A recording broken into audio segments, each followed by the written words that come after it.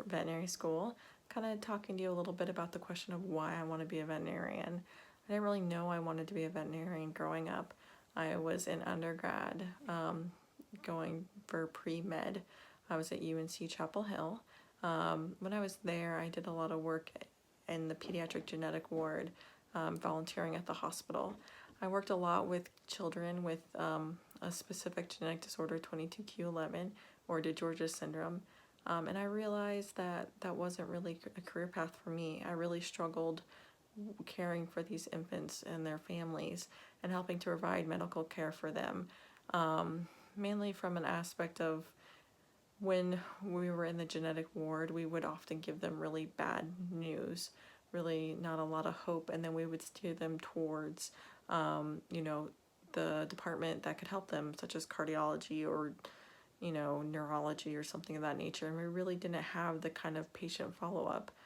We really didn't hear back from them after we diagnosed it. And so that was really hard for me to always be the bearer of bad news. I really decided that I wanted to go into veterinary medicine after I graduated from undergrad. I was working as an intern over the summer at Carolina Tiger Rescue. And at my time there, I really got to see a different light of veterinary medicine I'd never seen before. We were working with a lot of exotic species. The binturong was one of my favorites. They're the little Asian bear cats. And just seeing how amazing it was to preserve these species, not only on an individual level, but also on the scale of impact it made for the world, to really preserve the genetics of these species.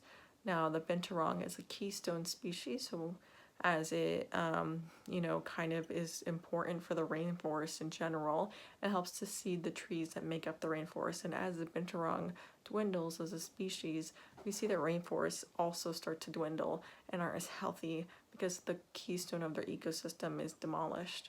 And really seeing that impact was very empowering to me, that one animal and one animal species can make such a difference to the world. And I really like that. And I got to work a lot with the veterinarians there very closely. I'd help them do all of their checks and physical exams on the animals. I'd even get to help out with, simple things like blood draws and such. And it was really cool to be able to actually touch a tiger while under anesthesia for different procedures. But that was very interesting to me. And it was really after that experience at the Carolina Tiger Rescue that I decided to pursue veterinary medicine. So I went back and took a couple extra classes in order to be well-rounded enough to apply, such as animal nutrition and stuff that my pre-medicine undergrad did not include. As far as kind of the purpose of the veterinarian in the community, I feel like it's very widespread.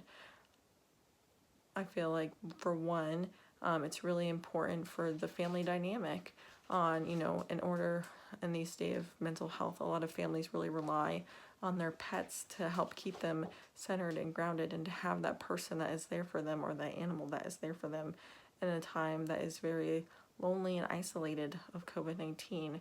And I find that purpose to be very rewarding, that I can care for an essential family member, their pet, that really helps bring joy and love to their life that sometimes can seem a little bit empty.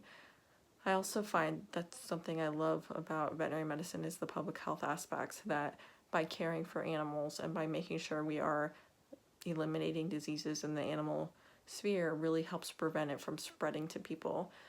As we see with COVID-19, I had the pleasure of working when I was in China, studying for acupuncture. I got to go to a lot of Chinese markets and get to really see what the Chinese meat markets were like. We got to tour them, but not only tour them, but analyze them and see where the big gaps lie, as far as from, bringing a pig in and slaughtering it there right in front of, all of the people at the market, and then letting it sit out for the day without proper refrigeration, as they do not have in China at all of these markets. But that really impacted me in a lot of ways, kind of seeing that public health aspect. And it's funny now in a sense, because of COVID-19 and the fact that they believe that a big part of it happened at the Wuhan market, and saying that I've been at that market, I've evaluated it and seen kind of the issues of public health is really empowering and insightful, that we make a difference as veterinarians, that we can help prevent human disease on a broader scale if we can help kind of control it on an animal side. Now, as far as I think the biggest purpose for me, for a veterinarian in the community, really comes down to children. As children grow, they all kind of learn to kind of take care of others, to have empathy. And I believe that every child deserves to have an animal in their life, regardless of their parents' economic status. It's a very important aspect to me.